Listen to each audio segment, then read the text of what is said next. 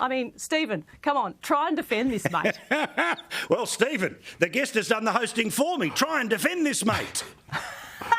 Well, look, I think what's important to understand is that there's a difference between reissuing or giving new passports as a perfectly normal process that every Australian goes through, and trying to pretend the government is somehow complicit in secretly smuggling them into the country. There's a very clear difference. Any Australian's entitled to apply for a passport, particularly if their children are born outside of Australia. You need to. So I think this is a scandal about nothing. OK, so let's get to... The Prime Minister's been very clear. OK, I think you're splitting hairs there. Daly was on the money. Yeah, let me get to something here, which is the sidebar question, right? Which is, we have previously seen in the previous term many of these people coming back into the country, right? Thankfully, there has not been the feared consequences, right? So the government thinks, all right, well-worn path, let's go back, let's do this again. But what I don't understand, Stephen, and you would have done this both as somebody asking the questions and answering the questions in that Senate estimates process, right? How hard is it just to say, look, calm down, James, I know what you're trying to get at, here's the deal. They're Australian citizens, they applied in June. Instead, yesterday it was, take it on notice, nothing to see here, nothing to see here. And then, in between the news cycles, funnily enough, everything they knew the day before they decided to admit to. Look, in the previous term... Speechless, just like Penny Wong. Right, I'm not speechless. I'm just being very precise, which is what Senate estimates is very much about. Well, you don't give misinformation. So, in the last Parliament, a group did come back, and the government were far more active and actually facilitated that process. In this instance, the government.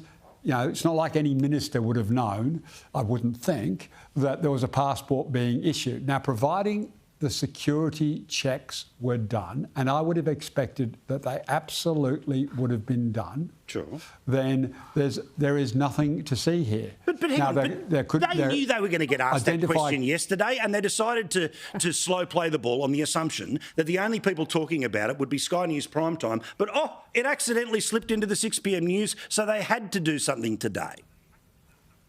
I mean, Senate estimates is a process where you do take things on notice, and then if you're up the next day, you are expected to give an answer. Taking something on notice, and I've done it for 20 years, taking something on both sides, asking and receiving the questions. You want to make sure you give exactly the correct information. Stephen.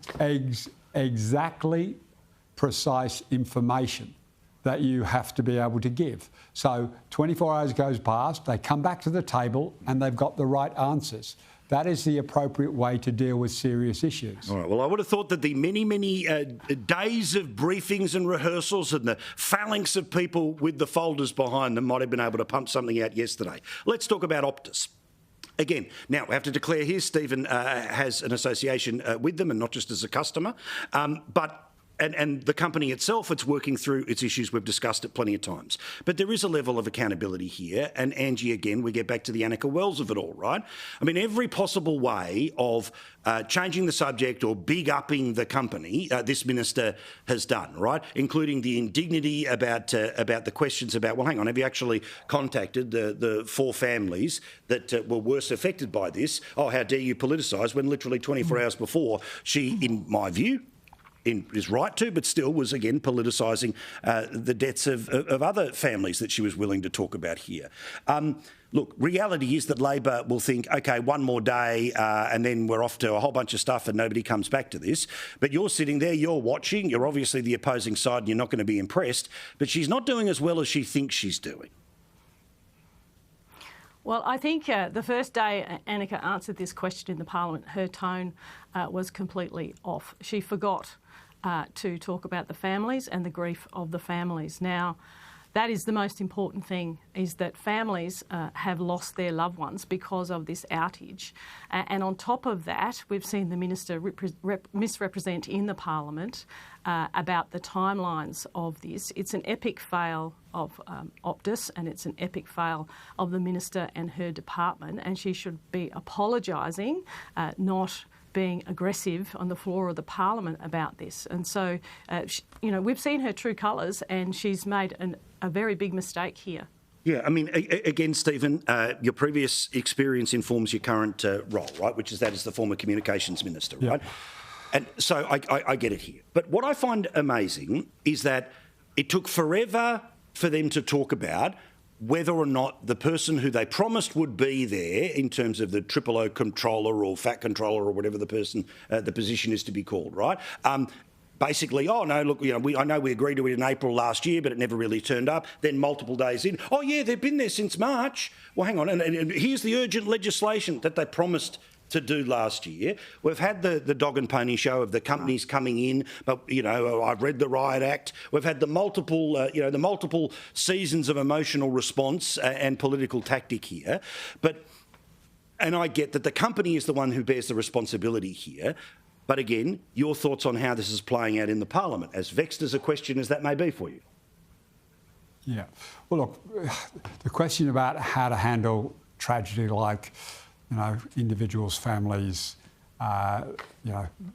passing, that will be a terrible dilemma, whether you made the phone call or not. I mean, I used to sit next to John Faulkner, who was Minister for Defence in a time of war, and I saw the toll it took out of him phoning the families, not in within seconds, but the enormous toll that it had on John.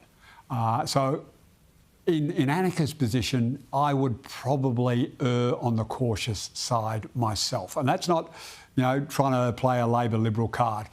I would feel terribly uncomfortable about intruding on someone's grief like that. So I have some sympathy for Annika's view on that. In terms of the timelines that everyone's chasing and who knew what when, they're all perfectly legitimate questions of being asked in a parliamentary process.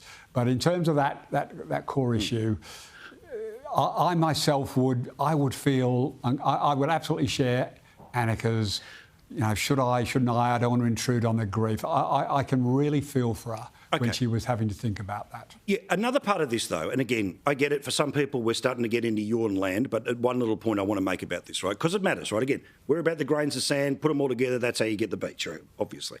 But what I'm interested in as well is that today there was this whole thing about, did Optus send an email to the wrong account, all the rest of it, right? This also exposes something culturally, that exists almost in every business in Australia, is that everyone loves sending an ass-covering email, but we don't pick up the phone, right? Nobody picks up the phone to follow up, to drive it home. Instead, the culture is, it's been done. And whether you've sent it to the right one or the wrong one, or whether somebody opens it or not, means the blame's off your desk and it goes somewhere else. Can I just talk culturally, not about Optus, but about maybe people we've worked with, seen, worked with, talked, and apparently there's some generational anxiety about calling people. Well, guess what? When you're in a certain job of responsibility, the ability to use your thumbs for something other than texting does matter, Angie.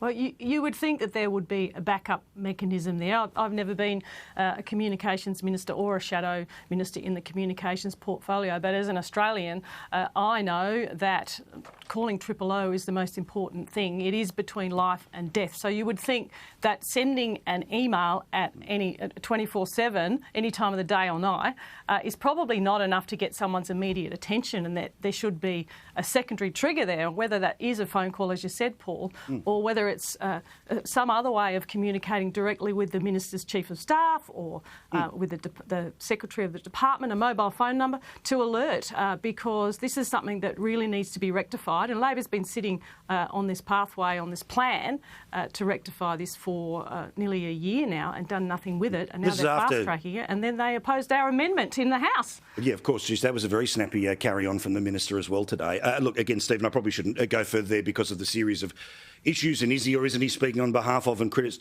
Let's move on, okay? So interestingly today, the government's talking about the climate trigger. Now, of course, this has major consequences. Angie, as the Shadow Environment Minister, walk us through here where the Environment Minister, Murray Watt, is choosing not to go and what the consequences of that are. Okay. So obviously Labor wasn't able to come to a position on the EPBC Act reforms in the last term. Minister Plibersek was not successful with her friendless legislation and nature-positive laws. Now the Prime Minister has asked Murray Watt to have another crack at it. And obviously the Greens have a position when it comes to a climate trigger. We saw their leader on ABC on Sunday talking about where her red line is, which is a climate trigger. They want it in. The Samuel Review said that the climate trigger should not be in this legislation because it's in other legislation, i.e. the safeguards mechanism. And so she has said that that is a red line for her. Obviously, the Coalition welcomes the information that the Minister outlined in Senate estimates yesterday that the climate trigger has been discounted, it's out.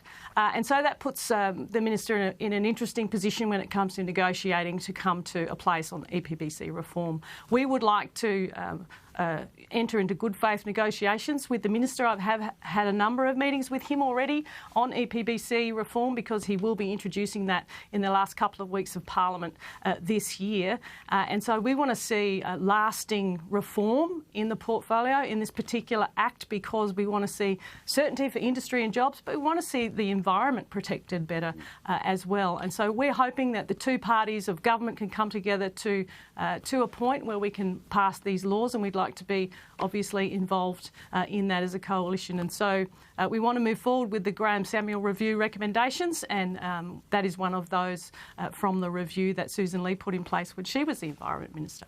Thank you, Angie. Thank you, Stephen. Continue just to be there every time in Canberra. I get a warm feeling, Stephen, because I know you're just there to help. All right? And just continue to do so. All right. Thank you, guys. We'll see you again very soon.